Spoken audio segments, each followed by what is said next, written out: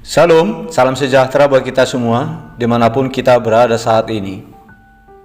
Kami mengucapkan selamat ulang tahun kelahiran dan selamat ulang tahun pernikahan buat Bapak Ibu Saudara yang berulang tahun hari ini.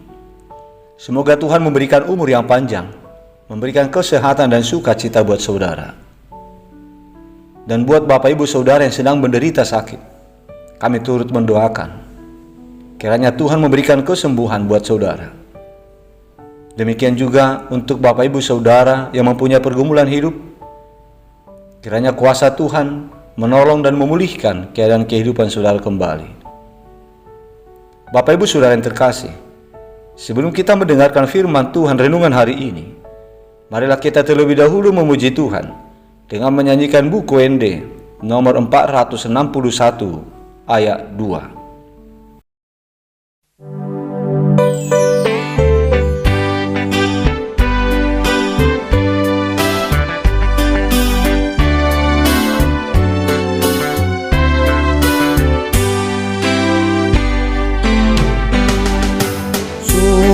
Todin paluahunawo paluama odebata dereng dagiku todi kuriso paluama odebata dawatanga badi soarami hisap nidagi sado Sahi tuntut demi penuh aman odebata.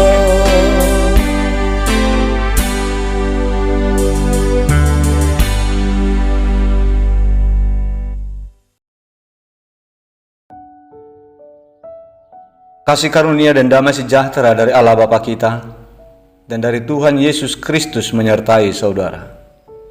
Amin.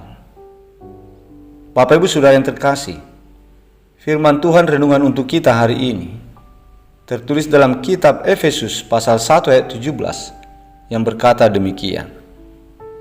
Dan meminta kepada Allah Tuhan kita Yesus Kristus, yaitu Bapa yang mulia itu, supaya Ia memberikan kepadamu roh hikmat dan wahyu untuk mengenal Dia dengan benar. Demikian isi firman Tuhan. Bapak Ibu Saudara jemaat Tuhan, dari dalam penjara Paulus menyurati jemaat Kristen di Efesus karena Paulus merasa sangat penting mengingatkan jemaat Kristen Efesus supaya mereka hidup dalam Kristus dan supaya mereka menaruh percaya kepada Tuhan dan beribadah kepadanya, tidak kepada dewa-dewi Yunani seperti yang diperbuat oleh sebagian besar penduduk kota Efesus, lingkungan di mana tempat mereka berada saat itu. Sebab secara umum, masyarakat di lingkungan Efesus saat itu masih menyembah kepada Dewi Artemis, yaitu Dewi kesuburan, dan juga menyembah kepada Kaisar.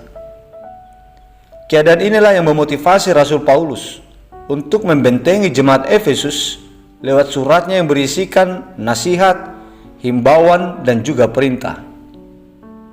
Dengan usaha yang demikian, Paulus berharap jemaat Kristen Efesus akan tetap berada pada pendiriannya sebagai pengikut Yesus dan menjadi jemaat Kristen yang mengenal Tuhan Yesus dengan benar. Siapa itu Tuhan Yesus dan siapa itu Dewi Artemis, dewi orang Yunani itu? Semua mereka harus mengetahuinya dengan baik, supaya mereka tidak mudah diombang-ambingkan dan disesatkan oleh ajaran-ajaran baru yang menyesatkan itu. Itulah tujuan Rasul Paulus memberikan nasihat, himbauan, dan perintahnya dari dalam penjara kepada jemaat Efesus lewat suratnya, yaitu surat yang kita kenal dengan nama kitab Efesus ini. Bapak Ibu Saudara jemaat Tuhan, pengenalan akan Tuhan Yesus sangatlah penting bagi setiap umat Kristen. Tuhan Yesus itu siapa? Tujuannya apa? Apa yang telah dikerjakannya untuk mewujudkan tujuannya itu? Sangatlah penting bagi setiap umat Kristen mengetahui ketiga hal disebut tadi, supaya umat Kristen bisa mengenal Tuhan Yesus dengan baik.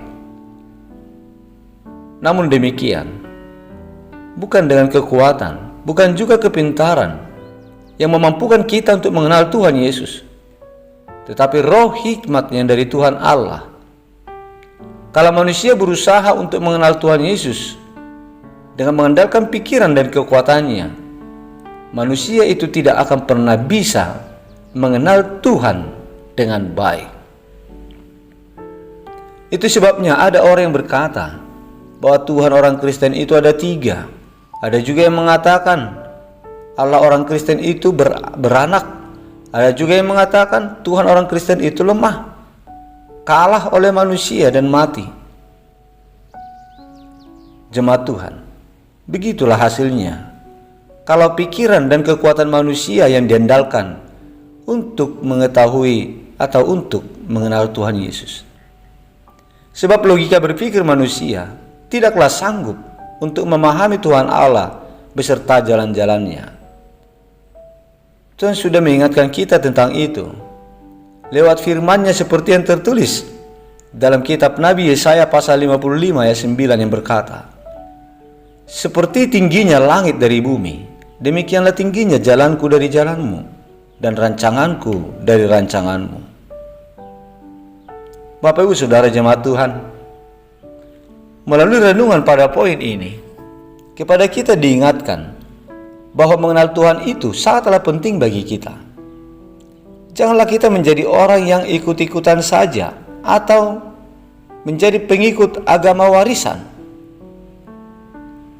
Tetapi hendaknya kita benar-benar mengenal Tuhan dengan baik, supaya kita tidak mudah diombang-ambingkan kian kemari oleh ajaran sesat dan oleh keekstriman cuaca kehidupan yang kita hadapi di dunia ini. Jika kita sudah mengenal Tuhan Yesus dengan baik, maka kita akan tetap berdiri kokoh pada pendirian iman kita kepada Tuhan Yesus. Walaupun kita diterpa oleh ekstrimnya badai kehidupan dan juga oleh hasutan aliran-aliran sesat yang membinasakan itu. Tetapi kita harus ingat bahwa untuk mengenal Tuhan dengan baik tidaklah bisa dengan mengandalkan pikiran dan kekuatan kita. Sebab Tuhan yang kekal abadi tidak akan bisa dikenal dengan mengandalkan unsur-unsur yang fana. Tetapi yang abadi akan bisa dikenali dengan kuasa yang abadi, yaitu roh hikmat yang daripada Tuhan. Oleh sebab itu jemaat Tuhan, ketahui dan kenallah dengan baik siapa Tuhan Yesus, dan marilah kita meminta roh hikmat kepada Tuhan, supaya kita olehnya bisa mengenal Tuhan dengan baik. Amin. Marilah kita berdoa. Bapa di surga yang kami sembah dan yang kami muliakan di dalam nama Tuhan Yesus Kristus, Kepala Gereja, terima kasih kami sampaikan kepadamu ya Bapa, karena Engkau telah memberikan keselamatan kepada kami. Kami boleh bangun pada pagi hari ini dalam keadaan selamat. Terima kasih buat firman-Mu yang telah mengingatkan kami untuk mengenal Engkau dengan baik. Ya Tuhan, berilah kepada kami roh hikmat, supaya kami bisa mengenal Tuhan dengan baik. Sebab kekuatan dan pikiran kami tidak bisa menjangkau jalan Tuhan. Buatlah kami menjadi umat yang mengenal Engkau Tuhan, supaya kami tidak terombang-ambing oleh banyaknya aliran-aliran yang menyesatkan saat ini. Dan supaya kami memperoleh berkat sukacita dan keselamatan dari Tuhan. Ya Tuhan Yesus, Gembala yang baik, kami berdoa memohon berkat-Mu untuk saudara-saudara kami yang sedang sakit saat ini. Lawatlah mereka Tuhan, lewat kuasa yang ada pada-Mu. Sembuhkanlah mereka. Berkatilah segala usaha pengobatan, perawatan yang mereka terima, agar semua yang mereka terima, baik itu obat-obatan, makanan, minuman, dan juga perawatan dan tindakan para medis, membawa kesembuhan buat mereka. Kasihanilah mereka Tuhan, pulihkanlah kembali kesehatan mereka. Ya Bapa, kami mengucapkan syukur kepadamu atas berkat perlindungan dan kekuatan yang Kau berikan kepada saudara-saudara kami yang berulang tahun hari ini, yang berulang tahun kelahiran dan juga yang berulang tahun pernikahan.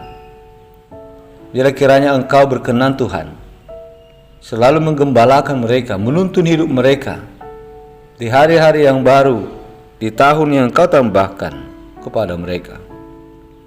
Berikan Tuhan umur yang panjang, berikanlah kesehatan dan sukacita kepada mereka. Ya Bapa yang baik, hari ini kami mau melakukan berbagai aktivitas kami.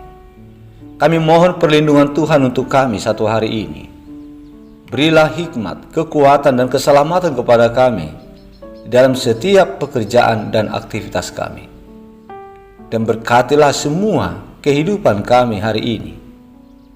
Lindungilah anak-anak kami, lindungilah keluarga dan saudara-saudara kami. Ya Bapa, Bapa yang murah hati, kami memohon pengampunan-Mu Bapa atas dosa-dosa kami, supaya kami layak di hadapan-Mu, supaya Engkau berkenan untuk memberkati kami. Di dalam nama Putra-Mu yang tunggal, Tuhan Yesus Kristus, dengarkanlah doa kami ini. Amin.